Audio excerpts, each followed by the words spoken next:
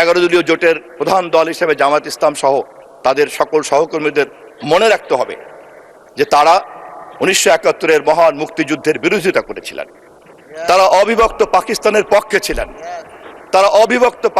পক্ষে ছিলেন। এমনকি তারা এই মুহূর্ত পর্যন্ত বক্তৃতায় অনেকেই বলেছেন তারা শরিয়া আইন কায়েম করতে চান। আহ্বান রেখেছেন আমাদের মহাসচিবের কাছে এই ব্যাপারে খুব পরিষ্কার একটা ধারণা থাকতে হবে। সংসদে যে উত্তাপ তৈরি হচ্ছে সেই উত্তাপ কেবলই মাত্র কিন্তু এই মুহূর্তের রাজনৈতিক আচরণের সমস্যা না। এই রাজনৈতিক আচরণের সমস্যার গভীর উৎস হচ্ছে কিন্তু আদর্শগত সংকট। কিন্তু এত তাড়াতাড়ি এই নির্বাচনের পরেই আমরা জামাত এত খারাপ হয়ে গেলাম যে এখন বাংলাদেশে কোনো জিনিসপত্রের ঊর্ধ্বগতির কোনো কথা নাই, তেলের দাম বৃদ্ধি পাচ্ছে এ ব্যাপারে কোনো বক্তব্য নাই, আইন শৃঙ্খলা পরিস্থিতির মারাত্মক অবনতি হয়েছে সারা দেশে, এ ব্যাপারে সরকারি দলের কোনো বক্তব্য নাই। বক্তব্য হলো জামাত ইসলামী। মাননীয় স্পিকার, সরকারি দলের বক্তব্য আমরা শুনছি, আমরা শুরুর থেকেই লক্ষ্য করছি দেশে আর কোনো সমস্যা নাই। সরকারি দলের লোকদের বক্তব্য শুনলে মনে হয় দেশে আর কোনো সমস্যা নেই, সমস্যা হলো বিরোধী দল। এবং উঠার পর থেকেই দেখি বিরোধী দলের ব্যাপারে বিরোধী দলের বিরুদ্ধে বিভিন্ন কথা বলা হচ্ছে। আমাদের নেতা আজহারুল ইসলাম সাহেব একটু আগে বলে গেছেন 91 সালে বিএনপি যখন সরকার গঠন করতে পারছিলেন না, সরকার গঠন করার মতো আসন পাননি, তখন জামাত নিঃস্বার্থভাবে বিএনপিকে সরকার গঠনের সমর্থন দিয়েছে। এটা কি বিএনপির কৃতজ্ঞতা স্বীকার করা উচিত নয়? আমরা 97 সাল থেকে একসাথে আন্দোলন, একসাথে নির্বাচন, একসাথে সরকার গঠন, এইভাবে আন্দোলন হয়েছে, নির্বাচন হয়েছে, সরকার গঠন হয়েছে। সেই সরকারে জামাত ইসলামীর মন্ত্রী ছিল 2 জন। এটা জামাত এবং বিএনপির মধ্যে যে একটা সেতু বন্ধন ছিল এটাই তো বোঝা যায়। কিন্তু এরপর থেকে জুলাই বিপ্লব, জুলাই গণঅভ্যুত্থান পর্যন্ত আমরা তো প্রায় একসাথেই ছিলাম। তখন তো কেউ সমস্যার কথা বলেন নাই। এবং বলা যায় এই স্বৈরাচারী আমলে এইখানে আমরা যারা আছি অনেকেই বলেছেন, আমাদের সরকারি দলের বন্ধুরা বলেছেন, আমাদের বিরোধী দলের বন্ধুরা বলেছেন যে আমরা এখানে জুলুম নির্যাতনের শিকার হই নাই, এরকম লোকের সংখ্যা খুবই কম পাওয়া যাবে। যেমন আমি এবং আমার পরিবার ফ্যাসিবাদের আমলে জুলুম নির্যাতনের শিকার হয়েছি। আমাকে 2 পায়ে লোহার বেড়ি, কোমরে লোহার বেড়ি, 2 হাতে হ্যান্ডকাপ পরিয়ে বিভিন্ন দেশের বিভিন্ন কারাগারে ঘুরানো হতো। এরপরে আমি প্রায় 45 দিন আমাকে রিমান্ডে রাখা হয়েছিল। এরপরে আমার বড় ছেলে, তখন 16 সালের কথা, এসএসসি পরীক্ষার হল থেকে নিয়ে তাকে গুম করে দেওয়া হয়েছিল। তার 2টা চোখের রেটিনার পর্দা জুলুম নির্যাতন চালিয়ে ছিঁড়ে ফেলানো হয়েছে। এই জুলুম নির্যাতন শিকার তো আমরা সবাই হয়েছি। কিন্তু এত তাড়াতাড়ি এই নির্বাচনের পরেই আমরা জামাত এত খারাপ হয়ে গেলাম যে এখন বাংলাদেশে কোনো জিনিসপত্রের ঊর্ধ্বগতির কোনো কথা নাই, তেলের দাম বৃদ্ধি পাচ্ছে এ ব্যাপারে কোনো বক্তব্য নাই, আইন শৃঙ্খলা পরিস্থিতির মারাত্মক অবনতি হয়েছে সারা দেশে, এ ব্যাপারে সরকারি দলের কোনো বক্তব্য নাই। বক্তব্য হলো জামাত ইসলামী। মাননীয় স্পিকার, এজন্য আমি এরপরে যে কয়টা কথা আমি আপনাদেরকে বলতে চাই যে স্বৈরাচারী সরকার এখন আমরা সংসদে দেখছি অনেকেই অনেক বড় বড় কথা আমরা কিন্তু বলতেছি। ফ্যাসিবাদী সরকারের পতন তো 13 সালই হয়ে যাওয়ার কথা ছিল। তদানীন্তন বিরোধী দলীয় নেত্রী বেগম খালেদা জিয়া, আমাদের সবার মনে থাকার কথা, এই সংসদে আমরা যারা আছি। মাননীয় স্পিকার, আপনারও মনে আছে নিশ্চয়ই, মার্চ ফর ডেমোক্রেসির কর্মসূচি ছিল ঢাকায় 29শে ডিসেম্বর। এই খবর তো কারোরই অজানা কথা নয়। সবাই জেনেছি, মনে করতেন যে ওই দিনই সরকারের পতন হয়ে যাবে। 13 সাল 29শে ডিসেম্বর ছিল এই প্রোগ্রাম। কিন্তু সেই নির্বাচন, সেই প্রোগ্রামে এই যে আমাদের মাননীয় মহাসচিব সাহেব এর সাক্ষী, আমরা মিটিং করেছি। আগের দিন যে মিটিংয়ে সর্বশেষ মিটিং যেটা হয়েছিল, আমাদের বিরোধী দলীয় নেতাও ছিলেন সেই মিটিংয়ে। এরপরে আমাদের যে মাননীয় মন্ত্রী, আমাদের পরিবেশ মন্ত্রীও ছিলেন, মহাসচিব তো ছিলেনই, গুলশানের একটা বাসায়। সেখানে ব্যাপক পরিকল্পনা নেওয়া হয়েছিল। সারা বাংলাদেশ থেকে লক্ষ লক্ষ লোক সেদিন ঢাকায় এসেছিলেন এবং ওই দিনই সবাই ধারণা করে নিয়েছিলেন আজকে সরকারের পতন হয়ে যাবে। কিন্তু আমরা দেখলাম 2 জনের ফোন ছাড়া সব ফোন বন্ধ। ম্যাডামের ফোন খোলা আর মহাসচিবের ফোন খোলা। উনি ছিলেন মাঠে আমাদের সাথে।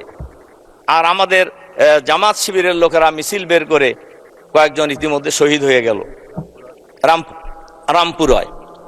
কাজেই আমরা যে এত আন্দোলন করলাম, ওই দিন সবার ফোন বন্ধ ছিল কেন? এটা কি কোনোদিন জানার সুযোগ হয়েছে জাতির?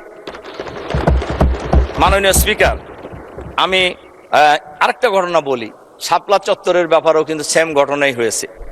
শাপলা চত্বরের দিন ম্যাডাম বিরোধী দলীয় নেত্রী হিসাবে সবাইকে মাঠে নামার জন্য আহ্বান জানিয়েছিলেন, কিন্তু আসলে কি কেউ নামছিলেন? সেখানে আমাদের অনেক লোক শহীদ হয়েছে, আমাদের আলেম ওলামারা শহীদ হয়েছেন, কিন্তু ওই দিনও একটা সুযোগ সরকার পতনের কিন্তু ছিল, কিন্তু আমরা কিন্তু সে কাজটা আসলে করতে পারি নাই।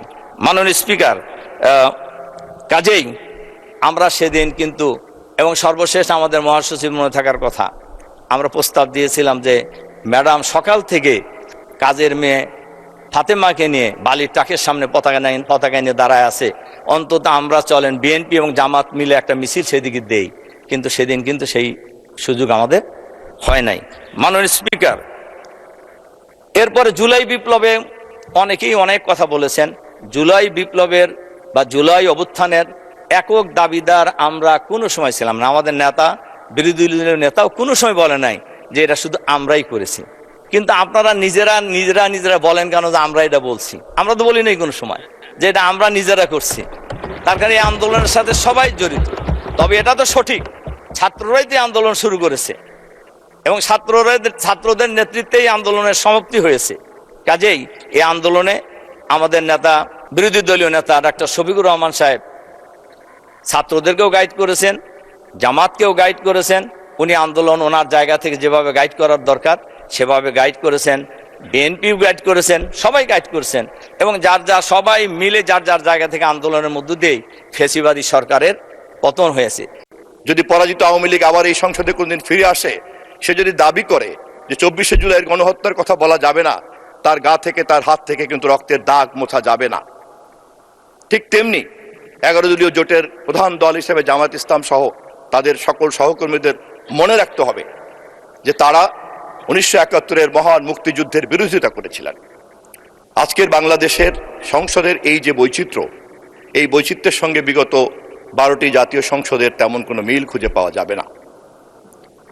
12টি জাতীয় সংসদের নির্বাচনের আগে এবং পরে, সংসদের ভিতরে এবং বাইরে সবসময় রাজনীতিটা ছিল কিন্তু একটা দ্বিদলীয় কাঠামোর মধ্যে। কিন্তু এই প্রথম বাংলাদেশের রাজনীতিতে ভোটের পরিসংখ্যান থেকে শুরু করে আমরা যদি এই সংসদের চিত্র দেখি, এবং পালিয়ে থাকা ফ্যাসিবাদের সমর্থক ভোটারদের মধ্যে যারা বিরাজ করেন, তারা এবার কোথায় ভোট দিয়েছেন আমরা জানি না। তবে জামায়াতে ইসলামী বাংলাদেশ সহ তার 11 দলীয় জোটের এবারের নির্বাচনের যে জাদুকরী সংখ্যা, তা দেখে এটা একটা গবেষণার দাবি রাখে। কেননা জামায়াতে ইসলামী বাংলাদেশ স্বতন্ত্রভাবে যতবার নির্বাচন করেছেন ততবারই 5% মধ্যেই কিন্তু তার ভোট সীমাবদ্ধ ছিল। এবারের নির্বাচনেই তার ভোটের পরিসংখ্যানটা পরিবর্তন হয়েছে, যে মুহূর্তে বাংলাদেশ আওয়ামী লীগের সমর্থকরা, ভোটাররা বাংলাদেশে নির্বাচন করতে পারে নাই, ভোট দিতে আসে নাই। আমরা আজকে এই সংসদে যখন প্রবেশ করেছি, তখন এমন একটা বাংলাদেশকে নিয়ে প্রবেশ করেছি যেখানে প্রায় 30 লক্ষ কোটি টাকার ঋণ এই দেশের ঘাড়ে চেপে আছে। আমাদের মাননীয় অর্থমন্ত্রী ইতিমধ্যে এই বিষয়ে কাজ করছেন মাননীয় প্রধানমন্ত্রীর নির্দেশে। আমাদের বিদ্যুৎ মন্ত্রী দায়িত্ব নেওয়ার পরেই মধ্যপ্রাচ্যের যুদ্ধের সংকট মোকাবেলা করছেন, এবং হরমুজ প্রণালী দিয়ে যে সমস্ত দেশে জ্বালানি রপ্তানি করে বা আমদানি করে, সেই সমস্ত দেশ সকলেই এই সংকটের মধ্যে পড়েছে এবং সবাই হাবুডুবু খাচ্ছে এই সংকট সমাধান করার জন্য। ইতিমধ্যেই বিরোধী দলের সমর্থন সহ আমরা এই বিষয়ে সংসদে একটা জাতীয় ঐক্যমত তৈরি করতে পেরেছি। এই সংকট কিভাবে মোকাবেলা করা যায়, আমি আমার বক্তব্যের এই প্রসঙ্গে বিরোধী দলকেও ধন্যবাদ জানাচ্ছি। আমরা শেয়ার বাজারের দিকে যদি তাকাই, দেখব আমরা যেদিন ক্ষমতা নিয়েছি সেদিনও পর্যন্ত দৈনিক টার্নওভার ছিল 500 কোটি টাকার মতো। গতকালকে আমি খবর নিলাম, এটা এখন 1000 কোটি টাকায় উন্নীত হয়েছে। রেমিটেন্সের খবর নিতে গিয়ে দেখলাম সেখানেও উন্নতির একটা ছোঁয়া লেগেছে। কিন্তু 30 লক্ষ কোটি টাকার বাজেটের ঋণের বোঝা মাথায় নিয়ে আমাদের মাননীয় অর্থমন্ত্রী 8 লক্ষ কোটি টাকার বাজেট হয়তো আগামী 1 মাস পরে পেশ করতে যাবেন। আইন শৃঙ্খলা সম্পর্কে আমাদের মাননীয় স্বরাষ্ট্রমন্ত্রী গত কয়েকদিন আগে একটা চিত্র দিয়েছেন। সেই চিত্রে দেখা যাচ্ছে যে খুব শ্রথ গতিতে আইন শৃঙ্খলা পরিস্থিতির একটা উন্নতি ঘটতে যাচ্ছে। সামগ্রিকভাবে এই জাতীয় সংসদ এবং এই সরকার এমন একটা উত্তরাধিকার সূত্রে আমরা সংকটকে পেয়েছি যে সে কারণে আমাদের সকলেরই কিন্তু জাতির কাছে প্রতিশ্রুতিটা বারবার স্মরণ করা উচিত। এবং বিশেষ করে 11 দলীয় জোটকে আমি এ বিষয়ে বিনীতভাবে অনুরোধ করব, আপনারা যেমন করে ঐক্যবদ্ধ এই কমিটিতে অংশগ্রহণ করেছেন, যেমন করে মাননীয় তরুণ সদস্য ফ্যামিলি কার্ডের ব্যাপারে তার ব্যাখ্যা চেয়ে সহযোগিতা করার কথা বলেছেন, ঠিক তেমনি করে অন্যান্য আচরণগুলিতেও আপনারা গঠনমূলক থাকার চেষ্টা করবেন। আমরা জানি যে কোনো আচার আচরণ তার উৎস থাকে রাজনৈতিক দলের তার ইতিহাসে, তার ঐতিহ্যের মধ্যেই। একথা খুব কঠিন। যদি পরাজিত আওয়ামী লীগ আবার এই সংসদে কোনদিন ফিরে আসে, সে যদি দাবি করে যে 24শে জুলাইয়ের গণহত্যার কথা বলা যাবে না, তার গা থেকে তার হাত থেকে কিন্তু রক্তের দাগ মোছা যাবে না। ঠিক তেমনি 11 দলীয় জোটের প্রধান দল হিসেবে জামায়াত ইসলাম সহ তাদের সকল সহকর্মীদের মনে রাখতে হবে যে তারা 1971-এর মহান মুক্তিযুদ্ধের বিরোধিতা করেছিলেন। তারা অবিভক্ত পাকিস্তানের পক্ষে ছিলেন। তারা অবিভক্ত পাকিস্তানের পক্ষে ছিলেন। এমনকি তারা এই মুহূর্ত পর্যন্ত বক্তৃতায় অনেকেই বলেছেন তারা শরিয়া আইন কায়েম করতে চান। আহ্বান রেখেছেন আমাদের মহাসচিবের কাছে। এই ব্যাপারে খুব পরিষ্কার একটা ধারণা থাকতে হবে, সংসদে যে উত্তাপ তৈরি হচ্ছে সেই উত্তাপ কেবলই মাত্র কিন্তু এই মুহূর্তের রাজনৈতিক আচরণের সমস্যা না। এই রাজনৈতিক আচরণের সমস্যার গভীর উৎস হচ্ছে কিন্তু আদর্শগত সংকট। যখন কেউ পবিত্র ধর্ম নিয়ে রাজনীতি করে, যখন কেউ স্বাধীনতার চেতনার কিনে ব্যবসা করতে চায়, যখন কেউ হাজার মানুষের শহীদের জুলাই বিপ্লব কিনে ব্যবসা করতে চায়, তখন সেই সমস্ত রাজনৈতিক দল এবং নেতাকর্মীদের এই ধরনের আচার আচরণের সমস্যা হতে বাধ্য। অতএব আজকের যে প্রেক্ষাপটে আমাদের জাতি আমাদের কাছে যে ঐক্য চায়, জাতীয় সংসদে যে ঐক্য চায়, সরকার গঠন করার ক্ষেত্রে আমরা যারা যতটুকু পেরেছি ঐক্যবদ্ধ থেকেছি, বাকিটা সকলে মিলে দেশকে এগিয়ে নিয়ে যাব, সেই কাজ করতে চাইলে পরে আমাদেরকে বিরোধী দলকে সহযোগিতা করতে হবে। কিন্তু বিরোধী দলের মাথায় রাখতে হবে সহযোগিতার ক্ষেত্রে তাদের প্রধান বাধা হচ্ছে তাদের এই আদর্শগত সংকট। আমরা জাতীয়তাবাদী দল বিএনপি ইতিহাস ঘাটলেই দেখা যাবে 1971-এ এদেশের মানুষ যখন পাকিস্তানিদের বিরুদ্ধে দাঁড়িয়েছে, আমাদের প্রতিষ্ঠাতা শহীদ রাষ্ট্রপতি জিয়াউর রহমানের নেতৃত্বে সেই দিন রাজনৈতিক সংগ্রামকে যুদ্ধের সংগ্রামে রূপান্তরিত করা হয়েছে। 1975-এর পরে যখন জাতি সংকটে পড়ল, তখন আবার আমরা দেখলাম বাংলাদেশ বনাম আওয়ামী লীগের সৃষ্ট সংকট যখন মুখোমুখি দাঁড়ালো, সিপাহী জনতার বিপ্লবের মধ্য দিয়ে আবার আমাদের শহীদ রাষ্ট্রপতি জিয়াউর রহমান সেই সংকট সমাধান করলেন। 1982-তে এরশাদ যখন আমাদের ভোটাধিকারকে কেড়ে নিয়ে দীর্ঘদিন অবৈধভাবে শাসন করলো, গুলি করে মানুষ মারল, তখনও দেশনেত্রী বেগম খালেদা জিয়ার নেতৃত্বেই জনগণ বনাম স্বৈরাচারের এই যুদ্ধে আমরা বিজয় লাভ করেছি। 2024-এ একই ঘটনা, তারেক রহমানের নেতৃত্বে আবার আমরা ফ্যাসিবাদী হাসিনাকে হটিয়ে এই দেশে নির্বাচন আদায় করেছি এবং এই নির্বাচিত সংসদ নিয়ে বসেছি। অতএব ইতিহাস আমাদেরকে বারবার মাননীয় মন্ত্রী 2 মিনিটে শেষ করেন। 2 মিনিটে শেষ করেন। জি, বাংলাদেশ জাতীয়তাবাদী দল জাতীয় সংকটে বারবার নেতৃত্ব দেয় এবং এই সংকট মোকাবেলা করার ক্ষেত্রে অতীতের শাসকরা রাষ্ট্র ক্ষমতাকে ব্যবহার করে, কিন্তু বাংলাদেশ জাতীয়তাবাদী দল রাজনৈতিক প্রক্রিয়া, গণতান্ত্রিক প্রক্রিয়া, সাংবিধানিক প্রক্রিয়া, যুক্তি তর্ককে কেবলমাত্র ব্যবহার করে। আজকে পার্লামেন্টও তার প্রমাণ। এই জামাত ইসলামকে অতীতের সরকারের মধ্যে কারা কারা কি করেছে তারা তা জানেন। আর বাংলাদেশ জাতীয়তাবাদী দল তাদের সঙ্গে ফ্যাসিবাদের কাছ থেকে রক্ষা করে তাদের নাগরিক অধিকারকে ফিরিয়ে দেওয়ার কাজে যেমন সহযোগিতা করেছি, তেমনি আবার আজকের বাংলাদেশে যখন স্বাধীনতা যুদ্ধের চেতনার ভিত্তিতে, মুক্তিযুদ্ধের চেতনার ভিত্তিতে গণতন্ত্রকে প্রাতিষ্ঠানিকীকরণ করতে হবে, সংসদকে কার্যকরী করতে হবে এবং তারেক রহমানের নেতৃত্বে জনগণের এই স্বপ্ন পূরণ করার কাজে সরকারি দল বিরোধী দলের একটা যৌথ দায়িত্ব পালন করতে হবে, তখন সেই দায়িত্ব তাদের কাছে আমরা প্রত্যাশা করি। বাংলাদেশ জাতীয়তাবাদী দলের এই কর্মকাণ্ডকে সম্মান করেই আমি অনুরোধ করব বিরোধী দলকে যে জুলাইয়ের সমস্ত রক্তের দাগ আওয়ামী লীগ মুছে না ফেলা পর্যন্ত এই বিতর্কের যেমন মীমাংসা হবে না, 71-এর গণহত্যার প্রশ্নেও একটি গ্রহণযোগ্য অবস্থান তারা না নেওয়া পর্যন্ত এই বিতর্ক চলতেই থাকবে। তবে আশার দিক হচ্ছে এই যে বাংলাদেশ জাতীয়তাবাদী দল একদিকে এই বিতর্ক চালিয়ে যাবে তার সংবিধানের মধ্যে, সংসদের মধ্যে, গণতন্ত্রের মধ্যে এবং রাজনৈতিক প্রক্রিয়ার মধ্যে, এর বাইরে তা যেতে দিবে না, কিন্তু আপোষ করা হবে না। আজকের দিনে কিছু কিছু পাপের কথা উঠলেই কোথাও কোথাও বিশেষ প্রতিক্রিয়া দেখা দেয়। আমরা দেখেছি কারো কারো শরীরে জ্বালা ধরে, কিন্তু কেউ কেউ শুনতে না চাইলো। আমরা কি পাপের কথা ভুলে যাব? চাইলে কি সব ভুলে যায়? এই মহান সংসদে আমি দাঁড়িয়ে আজকে আমার শিক্ষা ব্যবস্থার উপরে দুটি কথা বলতে চাই। আমি দেখেছি শহীদ রাষ্ট্রপতি জিয়াউর রহমান মাত্র 16 দিনের জন্য তিনি শিক্ষামন্ত্রীর দায়িত্ব নিয়েছিলেন এবং তিনি এই শিক্ষার ব্যাপক পরিবর্তন এনেছিলেন। তারই পরে 1991 সালে দেশমাতা বেগম খালেদা যখন প্রধানমন্ত্রী হয়েছিলেন, সেই সময়ে তিনি ব্যাপক পরিবর্তন করেছিলেন। নারী শিক্ষার বিপ্লব এনেছিলেন, শিক্ষকদের জন্য অবসর ভাতা এবং কল্যাণ ট্রাস্ট হতে শুরু করে সকল সুযোগের ব্যবস্থা করে দিয়েছিলেন। মাননীয় স্পিকার, আজকের এই প্রেক্ষাপটে আজকে আমাদের প্রধানমন্ত্রী তিনি নতুন ঘোষণা দিয়েছেন, one teacher one tab, free wifi, multimedia classroom হতে শুরু করে বিনামূল্যে স্কুলের ড্রেস এবং স্নাতক পর্যন্ত মেয়েদের উপবৃত্তির ব্যবস্থা, শিক্ষা খাতে মৌলিক বৈষম্য নিরসন এবং প্রাথমিক শিক্ষায় mid day meal, learning youth happiness হতে শুরু করে অসংখ্য, আমার এই স্বল্প সময়ের তা অসম্ভব নয় বলে আমি আর বাড়াচ্ছি না।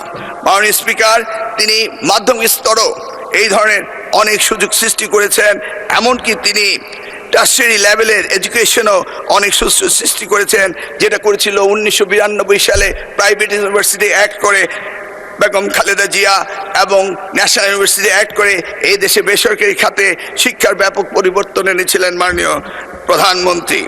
মাননীয় স্পিকার, আমরা জানি 2008 সালে মার্কিন প্রেসিডেন্ট বারাক ওবামা তিনি বলেছিলেন, yes we can do justice and equality, we can have the opportunity and prosperity, we can have heal the nation, yes we can repair the world। ঠিক যেমনি ভাবে আজকের প্রধানমন্ত্রী 25শে ডিসেম্বর যখন বাংলাদেশের মাটিতে এসেছিলেন, তখন তিনি বলেছিলেন, yes we have a plan, yes we have a plan। আমরা কিভাবে অর্থনৈতিক দুর্দশা থেকে কাটিয়ে উঠতে পারি, নতুন কর্মসংস্থান তৈরি করতে পারি এবং মানুষের জীবন কিভাবে উন্নত করতে পারি, সেই কথাগুলি তিনি বলেছিলেন yes we have a plan. আমরা আমাদের ভাঙা বিশ্বাসকে আবারও জোড়া লাগাতে পারি, মানুষের আস্থা ফিরিয়ে আনতে পারি। তিনি বলেছিলেন yes we have a plan. আমরা এই জাতিকে সুস্থ করতে পারি, ঘৃণা ও বিভাজনের রাজনীতি থেকে ঐক্য এবং ফিরিয়ে আনতে পারি। Yes we have a plan. আমরা শুধু একটি দেশ নয়, পুরো পৃথিবীর জন্য পরিবর্তন আনতে পারি। Yes we have a plan. তার জন্য পুরনো বস্ত্রপতা রাজনীতি থেকে বেরিয়ে আসতে হবে, ক্ষমতায় থেকে টেনে ফেলার রাজনীতি বাদ দিতে হবে, সমৃদ্ধ বাংলাদেশের পথে ঐক্যবদ্ধভাবে এগিয়ে নিতে হবে। মিস্টার স্পিকার, আমি সংক্ষেপে একটা কথা বলতে চাই। আজকের দিনে কিছু কিছু পাপের কথা উঠলেই কোথাও কোথাও বিশেষ প্রতিক্রিয়া দেখা দেয়। আমরা দেখেছি কারো কারো শরীরে জ্বালা ধরে, কিন্তু কেউ কেউ শুনতে না চাইলো। আমরা কি পাপের কথা ভুলে যাব? চাইলে কি সব ভুলে যায়? মিস্টার স্পিকার, আমরা সবাই জানি কিছু পাপ আছে যার কোনো ক্ষমা হয় না, যদিও না ক্ষতিগ্রস্তরা সেই ক্ষমা না করে দেন যেটা আমাদের পবিত্র কোরআন শরীফে রয়েছে। মাননীয় স্পিকার, আমি এই কথাটি এই জন্য মনে করছি, আজকের মাননীয় প্রধানমন্ত্রী শুধু আজকের প্রধানমন্ত্রী নয়, মাননীয় প্রধানমন্ত্রী শুধু আজকের বিএনপির নেতা নয়, 90 সালে স্বৈরাচার বিরোধী আন্দোলনে তার ব্যাপক ভূমিকা ছিল। মাননীয় স্পিকার, সময় খুব কম, কোত্থেকে শুরু করবো আর কোত্থেকে বলবো। মাননীয় স্পিকার, আপনার একটা বর্ণাঢ্য জীবন আছে, ছাত্র জীবন। আপনি ঢাকা বিশ্ববিদ্যালয়ে এক সময় স্লোগান মাস্টার ছিলেন এবং ঢাকা বিশ্ববিদ্যালয়ে একজন তেজস্বী ছাত্রনেতা ছিলেন এবং সেখানে আন্দোলন সংগ্রামে 90-এ আপনি অংশগ্রহণ করেছেন। মাননীয় স্পিকার, আজকে ইতিহাস বলতে গেলে অনেক বলতে হবে। আজকে আপনি দেখুন, বাংলাদেশের বিভিন্ন ক্রান্তিকালে জিয়া পরিবার সব সময় জনগণের পাশে ছিল। 1971 সালে 25শে মার্চ যখন হানাদার বাহিনী ঢাকায় আক্রমণ করে, তখন শহীদ রাষ্ট্রপতি জিয়াউর রহমান চট্টগ্রামের কালুরঘাট বেতারকেন্দ্রে গিয়ে স্বাধীনতার ঘোষণা দেন। বাংলার দামাল ছেলেরা, সেনাবাহিনী, পুলিশ, বিডিআর সহ সবাই মুক্তিযুদ্ধে ঝাঁপিয়ে পড়ে আমরা লক্ষ লক্ষ শহীদের রক্তের বিনিময়ে আমরা স্বাধীনতা পেলাম। মাননীয় স্পিকার, আপনি জানেন 1990 সালে যখন গণতন্ত্র হরণ করেছিল, গণতন্ত্র ছিল না, তখন দীর্ঘ 9টি বছর আন্দোলন সংগ্রাম করে গণতন্ত্রের মা তিনবারের প্রধানমন্ত্রী দেশনেত্রী বেগম খালেদা জিয়া আপোষের নেতৃত্বের মধ্য দিয়ে এই বাংলাদেশে আবার গণতন্ত্র প্রতিষ্ঠা হয়েছে। মাননীয় স্পিকার, সেই 90-এর আন্দোলনে আপনি জানেন আজকে 71, 24, 90-তে একটা গণ অভ্যুত্থান হয়েছে, ছাত্র গণ অভ্যুত্থান, এবং 24-এ গণ অভ্যুত্থান হয়েছে। আর 71-এর সাথে আমাদের 90 এবং 24-এর তুলনা হয় না। এটা তুলনা করা কোনোভাবেই ঠিক হবে না। সেই 90-এর আন্দোলনে দেশনেত্রী বেগম খালেদা জিয়া কি ভূমিকা রেখেছিলেন আপনারা দেখেছেন। একদিকে জেল, নির্যাতন, নিপীড়ন, আরেকদিকে সোনার খাটে বসে আন্দোলন করেছিলেন আরেকজন। আপনি জানেন দেশনেত্রী বেগম খালেদা জিয়া যখন চট্টগ্রামে হত্যাকাণ্ড হয়েছিল, সেখানে সর্বদলীয় একটি ডাক ছিল যে সর্বদলীয় একটি শোক মিছিল হবে কেন্দ্রীয় শহীদ মিনার থেকে। সেই সর্বদলীয় শোক মিছিলে দেশনেত্রী বেগম খালেদা জিয়াও থাকবেন এবং শেখ হাসিনাও থাকবেন এবং 8 দল 5 দলের নেতারাও থাকবেন। সেখানে দেখা গেল শহীদ মিনারে গিয়ে হাজির হলেন দেশনেত্রী বেগম খালেদা জিয়া, কিন্তু আরেকজন নেত্রী আসলেন না। কেন আসলেন না সেটার আর জবাব আমরা পাইনি। সেদিনই দেশনেত্রী বেগম খালেদা জিয়া বেগম খালেদা জিয়ার নেতৃত্বে ডক্টর কামাল সেদিন আওয়ামী লীগকে নিয়ে বেগম খালেদা জিয়ার নেতৃত্বে সেই শোক মিছিলে অংশগ্রহণ করেছিল। সেদিনই একদিকে দেশনেত্রী বেগম খালেদা জিয়া, আরেকদিকে সর্বদলীয় নেত্রী হিসেবে তিনি সেদিন প্রমাণ করেছিলেন নিজেকে, এবং বেগম খালেদা সেদিন সর্বদলীয় নেত্রী হয়েছিলেন। সেই মিছিলে আমরাও ছিলাম, এখানে অনেকেই ছিল। মাননীয় স্পিকার, আপনি জানেন 90-এর আন্দোলনে যখন সর্বদলীয় ছাত্রঐক্য আমরা গঠন করি এবং ডাকসু সহ জাতীয় প্রেস ক্লাবের সামনে একটি পেশাজীবী সংগঠনের সমাবেশ ছিল। সেই সমাবেশে আমরা যখন বক্তব্য দেই তখন লুৎফর রহমান বেনু কিছু ছবি নিয়ে আসলো, এনে আমাদের হাতে দিল যে মইনুল রোডের বাসভবনে আক্রমণ করেছে এরশাদের পেটোয়া বাহিনীরা। এই 90-এর আন্দোলনে আক্রমণ করে সেদিনের তারেক রহমান, আজকের মাননীয় প্রধানমন্ত্রী, তার পিঠে যেভাবে আক্রমণ করেছিল, আঘাত করেছিল, সেই কালো দাগ সম্বলিত ছবিগুলি যখন প্রেস ক্লাবের সামনে আমার বক্তব্যের মাধ্যমে তুলে ধরলাম, সেখান থেকে আন্দোলন আরো বেগবান হলো, উত্তপ্ত হলো, রাজপথে মিছিল বের হলো। মতিঝিলে আল্লাহওয়ালা বিল্ডিং সহ জাতীয় পার্টির যতগুলি ঘর বাড়ি ছিল ওখানে সবগুলির মধ্যে সেদিন ছাত্র জনতা সেখানে ঘেরাও করেছিল। মাননীয় স্পিকার, এই কথাগুলো আমি বলছি এই জন্যে, দোষ কি জনাব তারেক রহমানের দোষ কি ছিল? যখন 90-এর আন্দোলন চলে, সর্বদলীয় ছাত্রঐক্য মিছিল করে, মিটিং করে, দেশনেত্রী বেগম খালেদা জিয়া যখন গৃহবন্দী, তখন আমাদের কাছে আন্দোলনের দিক নির্দেশনা নিয়ে, চিরকুট নিয়ে সেদিন ঢাকা বিশ্ববিদ্যালয়ে এসে আমাদের আজকের মাননীয় প্রধানমন্ত্রী আমাদের হাতে তুলে দিয়ে আমাদেরকে বলেছে এটা নেত্রী নির্দেশনা, সেই অনুযায়ী আপনারা আন্দোলন সংগ্রাম করুন। মাননীয় স্পিকার, আমি এই কথাটি এই জন্য মনে করছি, আজকের মাননীয় প্রধানমন্ত্রী শুধু আজকের প্রধানমন্ত্রী নয়, মাননীয় প্রধানমন্ত্রী শুধু আজকের বিএনপির নেতা নয়, 90 সালে স্বৈরাচার বিরোধী আন্দোলনে তার ব্যাপক ভূমিকা ছিল। মাননীয় স্পিকার, আমি এই কথাটি এই জন্য বলছি যে সকল হয়তো জানে না এই বিষয়গুলি বাস্তবতা কতটুকু। আপনারা জানেন মাননীয় স্পিকার, তার পরবর্তীতে আপনি জানেন যে আমাদের পরবর্তীতে আক্রমণের শিকার হলো, 111 হলো, গ্রেফতার করা হলো, জেলে গেলাম। আমাদের পাশে 2-3টে রুম পরেই আজকের মাননীয় প্রধানমন্ত্রী অবস্থান করছেন জেলখানায়। 11 ছেলে নিয়ে গেলেন তাকে রিমান্ডে, গেলেন ভালো সুস্থ। ডক্টর খন্দকার মোশাররফ হোসেন স্যার সহ আমরা বিদায় দিলাম। আসার সময় আসতে পারছেন না, মানুষ ধরে উঁচু করে স্ট্রেচার দিয়ে তাকে নিয়ে আসা হলো। মাননীয় স্পিকার, কি দোষ ছিল তারেক রহমানের? তার কোমর ভেঙে দিতে হবে? কি দোষ ছিল চোখ বেঁধে তাকে টানিয়ে উপর থেকে ফেলে দেবে? মাননীয় সদস্য, আসলে আপনি ডাকসুর ভিপি ছিলেন, সাবেক ছাত্রনেতা, অনেক বলতে পারবেন, বাট সময়ের সংকীর্ণতা সংসদে আছে। তারপরে সবকিছু বিবেচনা নিয়ে আপনাকে আর 3 মিনিট দেয়া হলো। 3 মিনিটের মধ্যে আপনার বক্তব্য শেষ করতে হবে। 3 মিনিট প্লিজ। ঠিক আছে মাননীয় স্পিকার, তার পরবর্তীতে জানেন তিনি চিকিৎসাধীন ছিলেন, বিদেশে চিকিৎসায় ছিলেন, এবং সেখান থেকে এই বাংলাদেশে এই 17 বছরের আন্দোলনে তিনি সেখান থেকে নেতৃত্ব প্রদান করেছেন, আমাদেরকে সেখান থেকে নির্দেশ দিয়েছেন। তার প্রতিধ্বনি ছিল, তার আওয়াজ ছিল যে বিনা ভোটের এমপিদেরকে সংসদ থেকে বের করতে হবে। তার আওয়াজ ছিল, তার প্রতিধ্বনি ছিল আমরা করেছি যে সচিবালয় থেকে অবৈধ মন্ত্রীদেরকে বের করতে হবে।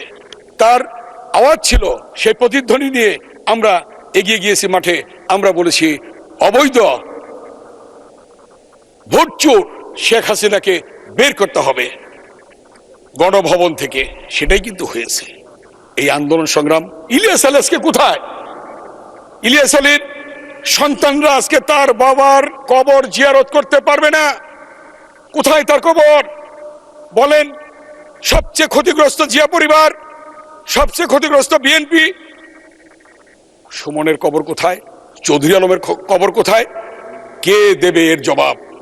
মাননীয় স্পিকার, তাই আজকে বলতে চাই, মাননীয় প্রধানমন্ত্রী যে উদ্যমে, যেভাবে ফ্যামিলি কার্ড, কৃষক কার্ড, খাল খনন, কৃষকদের ঋণ মওকুফ সহ বিভিন্ন বিষয়ে বাংলাদেশের যিনি প্রত্যন্ত অঞ্চলে ঘুরে বেড়াচ্ছেন, কাজ করছেন, তাকে সহযোগিতা করুন। কারণ জিয়াউর রহমান কিন্তু 79 সালে আপনাদেরকে রাজনীতি করার সুযোগ দিয়েছে। মাননীয় স্পিকার, 2001 সালে বেগম খালেদা জিয়া আপনাদের গাড়িতে পতাকা তুলে দিয়েছে। অতএব জিনিসটা বুঝতে হবে। অতএব এদেশে অবশ্য ইতিহাস আছে। একদিকে মীর জাফর, মীর মদন, মোহনলাল, আরেকদিকে মীর জাফর। আমি শুধু এই কথাটি স্মরণ করে দিতে চাই যে এমন কিছু করবেন না, এখানে একটা বলবেন, বাইরে আর একটা বলবেন, এটা হবে না। যা বলবেন এখানেই বলতে হবে। যদি বলেন মাননীয় বিরোধী দলের নেতা, এটা আমার বক্তব্য না, যেটা পার্থ স্যার বলেছিলেন, এই বক্তব্য কার, কোত্থেকে আসলো, পত্রিকায় আসলো? অতএব সেই বক্তব্যগুলি আমাদের নেতা, যেমন মাননীয় সংসদ নেতা এবং মাননীয় প্রধানমন্ত্রী আমাদেরকে বলেন, সকলে ধৈর্য সহকারে সুশৃঙ্খলভাবে আপনারা বক্তব্য দেবেন, কথা বলবেন। ঠিক আপনাদেরও, মাননীয় বিরোধী দলের নেতা, আপনাদেরও সেই নেতাদেরকে বলা উচিত যে বক্তব্যগুলি সেভাবে দেওয়া উচিত।